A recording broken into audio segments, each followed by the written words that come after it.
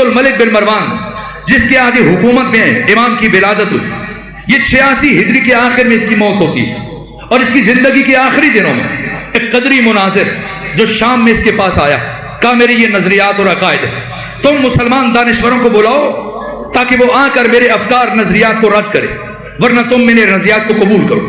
اس نے تمام بڑے بڑے علماء بلائے، مفتی بلائے، محدث بلائے، مفسر بلائے، جو بھی اس کے مقابلے میں آتا لمحوں میں شکست قبول کرتا، یہاں تک کہ جب کوئی نہ بچا، ایک مرتبہ عبد الملک بن مروان نے امام علی زین العابدین کو خط لکھا، آپ امام وقت ہیں، دین خطرے میں، آ کر آپ دین کا دفاع کریں۔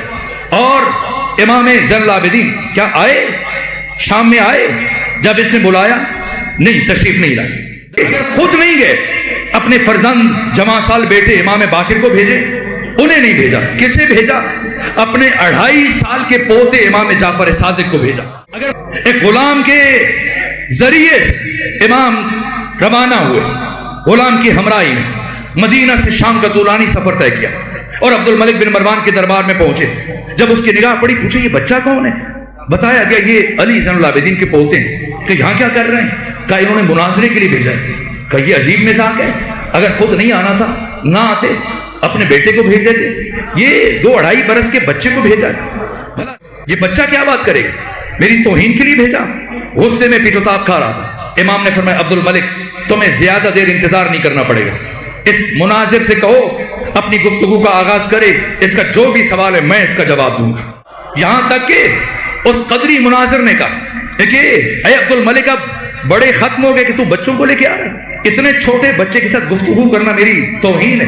امام نے فرمایا ان باتوں کو چھوڑو اور جو تمہارے سوالات ہیں سوالات بیان کرو، جو جی چاہتا ہے پوچھو۔ جب امام نے کہا اپنے سوال ایک ایک کر کے پوچھو تاکہ جواب دوں، اس نے کہا صرف پہلے سوال کا جواب دیں پھر بات آگے بڑھے۔ کہ کون سا سوال؟ کہ میرا عقیدہ از روئے قرآن یہ کہ اللہ کو بندے کے کسی بھی عمل میں دخل و تصرف کا حق حاصل نہیں، مداخلت کا حق حاصل نہیں، اور قضاء و قدر اور جبر و قدر کے معاملات خالصتاً انسان سے متعلق ہے، خدا کو بندے کے کسی عمل میں مداخلت کا حق حاصل نہیں۔ امام نے فرمایا قرآن جانتے ہو؟ کہا میں حافظ کل قرآن۔ فرمایا پھر سورہ فاتحہ پڑھو۔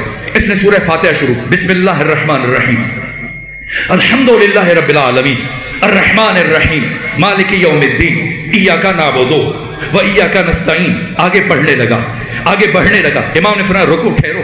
کہ کیوں؟ سورہ مکمل کرنے دیجیے۔ فرمایا نہ، ضرورت نہیں، بس اتنا بتاؤ جب تمہارے عقیدے کے مطابق اللہ کو بندے کے کسی بھی عمل میں مداخلت کا حق حاصل نہیں تو ایاک نستعین کہہ کے خود اللہ کو مداخلت کے لیے کیوں پکارتے ہیں؟ جیسی سنا ہل کر رہ گیا اور زبان سے یہ آیت جاری کی، اللہ اعلم حیث یجعل رسالتہ، اللہ بہتر جانتا اپنی رسالت کو کون سے خاندان میں قرار دے۔ کہ یقین ہو گیا جو پہلے آ رہے تھے وہ اور تھے اور جو اب آیا وہ اور ہے۔ اور آگے بڑھ کر امام سے عذر خواہی کی اور کہا کہ میں آپ کے سامنے سر تسلیم خم ہوتا ہوں، یہ امام صادق ہے۔